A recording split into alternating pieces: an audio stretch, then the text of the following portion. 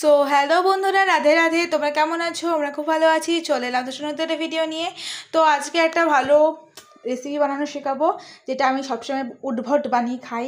কারণ হচ্ছে হঠাৎ করে মনে হলো যে আজকে একটু উদ্ভট বানিয়ে খাই, কারণ আমাকে অনেক দিন ধরেই এটা খাওয়ার ইচ্ছা করছে। এটা বেসিক্যালি আমি নিজস্ব নাম দিয়েছি মশলা পরোটা, কারণ আজ আমি একটু বেশি করে মশলা ফসলা দিয়ে বানাই তো, আর খেতে দুর্দান্ত হয়। অনেকদিন পর বানাচ্ছি এটা। তো চলো ফার্স্টে এটা বলে নিয়েছি, এর মধ্যে তো আমি বেশি করে ময়দা দিয়ে দেবো। তো ভাই তো খাবে না, একমাত্র আমি একা খাবো। তো একটু ময়দা নিয়ে নেওয়া যাক। তো এই দেখো বাটিটা কিন্তু আগে ধুয়েই নিয়েছি, সবসময় আগে জিনিসপত্র ধুয়ে নেবে। তো চলো এটা আগে রেসিপিটা রান্না করা যাক। দেখতেই পাচ্ছ ময়দাটা আমি নিয়ে নিয়েছি, আর দেখো ফ্রেশ একদম ময়দা। তো ময়দাটাকে ভালো করে একটু নুন দিয়ে ভালো করে আমি এটাকে মেখে নেব, এবং তারপর লাস্টের দিকে একটুখানি হালকা করে তেল দিয়ে মেখে কিছুক্ষণ রেখে দেবো, তারপর মশলাটা তৈরি করে নেবো। এই দেখো ময়দা কিন্তু নুন নিয়ে মাখা স্টার্ট করে দিয়েছি। পরিমাণ মতো নুন নিয়ে নেবে, তোমাদের যেটুকু ময়দা নেবে সেইটুকু পরিমাণ ময়দার সাথে যেটুকু নুন দরকার সেইটুকু নুন দিয়ে ভালো করে কিন্তু ময়দাটাকে মেখে নিতে হবে একদম নরম করে। তো চলো, এখন তো জানো হালকা একটু জল দিয়ে নুন দানা দানা হয়েছে, এখন ভালো করে মেখে একদম একটা ডো বানিয়ে নেবো। তো প্রথমে দেখতে পাচ্ছ ময়দাটা ভালো করে মেখে নিয়েছি, লাস্টের দিকে একটু তেল দিয়েও মেখে নিয়েছি। আর একদম বেশি নরমও না বেশি শক্তও না, হালকা করে মেখেছি। এবার এটা ঢেকে রেখে দেবো।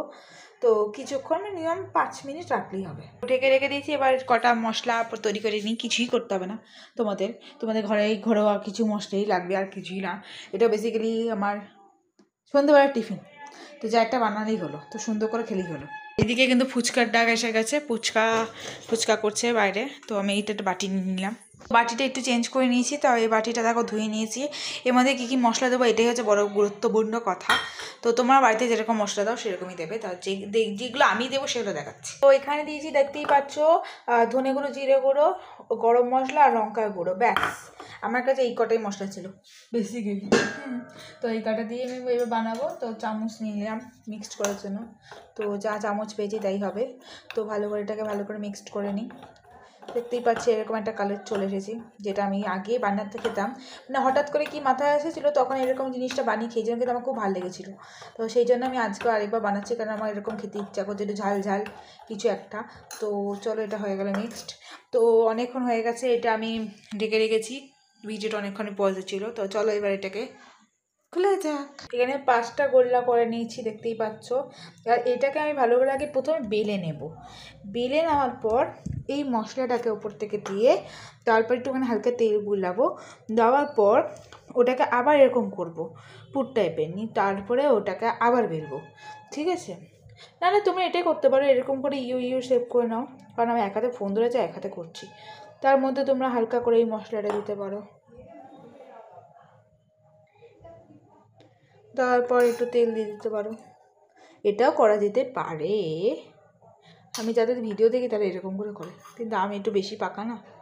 তো যাই হোক, এরকম করে নিয়ে দেওয়া তেলটা করি, মামার বাড়ি চলে যাচ্ছে তো দাওয়া ঠিক করে নিই। তো দেখতেই পাচ্ছ এরকম করে নিয়ে বেলে নেবে, কিন্তু আমার না সাই একদম গোলটা আসে না। তো সরি, আমি যে সেভে বানিয়েছি সেটা নিয়ে ধরে করে নাও, একটুখানি সহ্য করে নাও।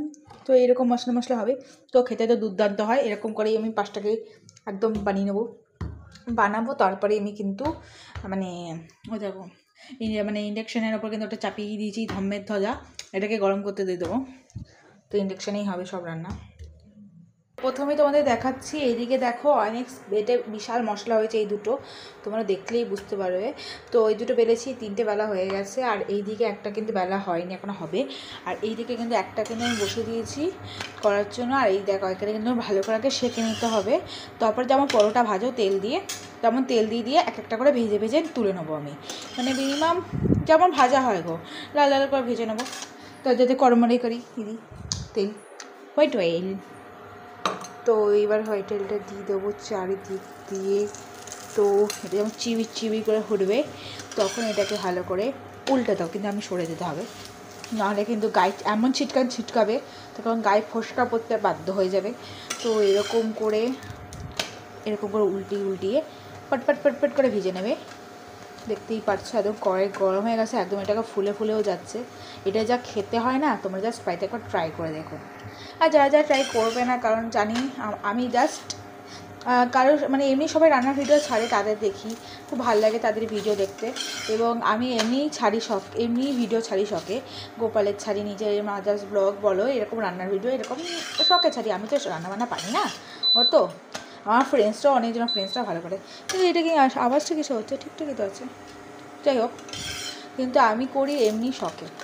তো এরকম করে কর্মার করে ভেজে নেবো, যাতে এটা খেতে একদম বাটার নান হয়ে যায়। সেটা অবভিয়াসলি হবে না। তো যাই হোক, ভালো করে ভেজে নিয়ে এটা তুলে নেবো। আর তারপর দেখতেই পাচ্ছ 3টে বেলা হয়ে গেছে, আরেকটা বেলবো। তো করা যাক পরপর। দেখো কথা বলতে বলতে কিন্তু আমার এই দেখো বাকিগুলো 3টে বেলে নিয়েছি, আর একটা ভাজতে দিয়েছি, একটা ভাজা হয়ে গেছে। তো এরকম করে এটাকে ভালো করে আগে প্রথমেই সেঁকে নেবো। সেঁকে নেওয়ার পরে আবার এটা আওয়াজটা হচ্ছে।